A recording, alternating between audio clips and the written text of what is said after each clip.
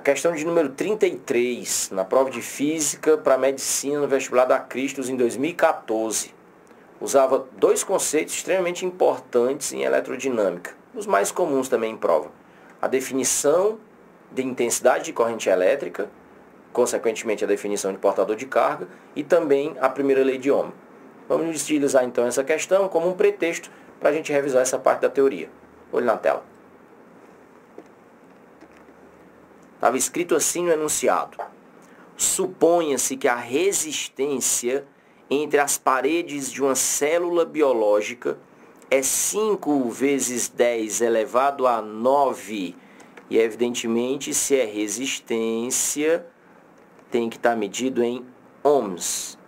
E o símbolo ômega. Quando a diferença de potencial entre as paredes for de 80 milivolts, considerando que a corrente é composta de íons Na+, corrente composta de íons Na+, quantos íons fluirão ao final de 0,5 segundos? E foi lembrado que a carga elementar é 1,6 vezes 10 a menos 19 coulombs. O que a gente precisa ficar esperto aqui? Primeiro, toma cuidado que não foi uma corrente sendo transportada num fio condutor sólido, como a gente está acostumado nos circuitos. Não pode nem chamar de corrente elétrica. Corrente elétrica é a corrente de elétrons, pressupõe os elétrons livres. Aqui eu tenho uma corrente numa solução e composta por um tipo de íon, no caso os cátions Na+, que tem uma carga positiva sobrando, ou seja, está faltando um elétron aí. É exatamente o que confere a ele a carga igual à carga elétrica elementar, ok? O correto então seria chamar essa corrente de corrente iônica. E como é uma questão de cálculo, vamos usar esses conceitos para saber quais as equações que eu preciso para poder chegar na resposta. Me escuta, mas não tira o olho da tela. Primeiro, a definição de intensidade de corrente. A intensidade de corrente diz respeito à quantidade de carga que é transportada num determinado intervalo de tempo. Isso é o que define a intensidade da corrente elétrica. Estou falando corrente elétrica, eu já tinha explicado que nesse caso o mais correto é chamar de corrente iônica. Intensidade de corrente. Agora, é preciso que se lembre também que quando a gente fala de quantidade de carga, lembrando que a carga é quantizada, a quantidade de carga de um corpo depende do número de elétrons livres que está sobrando ou que está faltando, ou seja, do número de cargas elementares. Isso aqui é o que se chama a quantidade de carga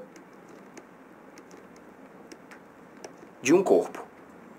Ora, reunindo essas duas expressões, pode-se dizer que a intensidade de corrente elétrica é o número de portadores de carga num determinado intervalo de tempo. Paralelo a isso, existe a chamada primeira lei de Ohm, que dá a definição do que é resistência elétrica, como sendo a razão entre a DDP e a corrente. Logo, eu posso entender a corrente como sendo a razão entre a DDP e a resistência. Observe, então, que, mais uma vez, reunindo as expressões, substituindo a corrente na expressão que você já tinha, nós teríamos, então, DDP sobre resistência igual ao número de cargas elementares num determinado intervalo de tempo. O que foi pedido na questão? O número de portadores que são transportados num determinado intervalo de tempo. Fazendo então meios pelos extremos, o N seria igual a DDP vezes o intervalo de tempo dividido pela resistência vezes a carga elétrica elementar. E essa é a expressão que a gente precisa para resolver a questão.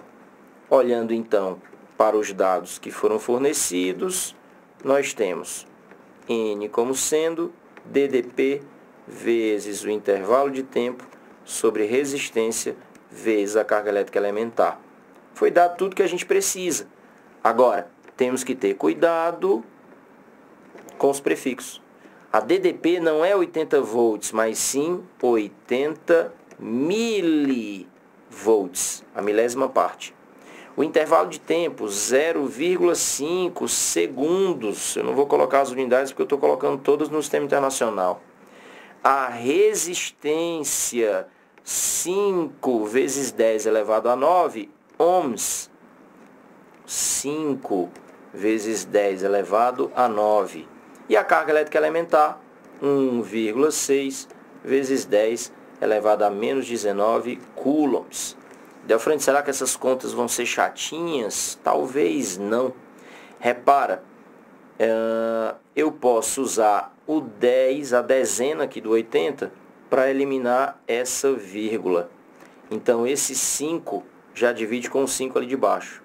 No final das contas, eu tenho esse 8 para dividir com esse 1,6, que eu sei que vai dar 5. E aí, mais uma vez, apesar de ser uma questão que apresenta 3 expressões, para no final a gente encontrar uma fórmula só, várias informaçõezinhas, antes de eu terminar de resolver, eu já sou capaz de apostar que a resposta vai ser a alternativa D de dado. Na pressa, na hora da prova, imagino que você faria o mesmo. Mas, para cumprir o meu papel, vamos trabalhar com as potências. 10 elevado a menos 19 vezes 10 à nona, 10 a menos 10. Vai subir positivo. Isso aqui vai dar 10 elevado a 7 íons Na+, transportados em 0,5 segundos. E, de fato, a resposta correta seria a alternativa D de dado. Como é praxes nas questões da prova do vestibular da Unicristos, textos que não têm utilidade para a resolução da questão. E aí, se você vem acompanhando os vídeos, eu tenho sempre deixado a leitura dos textos para o final, como uma provocação, para dizer que são textos inúteis para a resolução da questão, pelo menos. A eletricidade é um processo natural em nosso organismo e está envolvida na função específica de certas células especiais no cérebro e nos músculos estriados e lisos. Cada padrão de luz, som, calor, dor, cada piscar de olhos, estalar de dedos, cada pensamento se traduz em uma sequência de pulsos elétricos. Queria aproveitar o texto para ele não parecer tão inútil assim, se é na hora da prova, mas que pelo menos aqui ele tem uma utilidade, para a gente dar uma lembrada no conceito de corrente elétrica. O conceito mais importante do curso de eletricidade inteiro é o que você aprende na primeira aula que você assistiu, na primeira página que você leu do livro. O conceito de elétron livre. A ideia de que nos átomos dos metais, alguns elétrons, aqueles da camada mais externa, eles conseguem se soltar espontaneamente, viajando para o átomo vizinho. E que quando você submete esse conjunto de elétrons livres, porque os átomos não saem do lugar, estou falando de um fio sólido, a uma determinada DDP, isso faz com que todos eles sofram a ação de uma força elétrica de mesma direção e de mesmo sentido, criando um fluxo ordenado de elétrons, o que a gente chamaria de corrente elétrica. Essa questão falou uma coisa um pouquinho diferente, porque ela utilizou um fluxo ordenado de íons, o que eu não vou ter nos condutores sólidos, vou ter nos condutores líquidos. É o que você chama de solução eletrolítica lá nas aulas de físico-química. Em algum momento alguém até faz uma classificação, chama de condutores de primeira ordem e condutores de segunda ordem, dependendo de qual é o tipo de portador de carga que vai entrar nesse fluxo ordenado. É isso.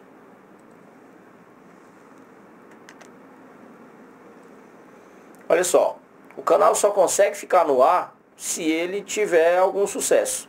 E parte do sucesso vem do meu trabalho e a outra parte vem de tu ter curtido o que tu viu por aqui.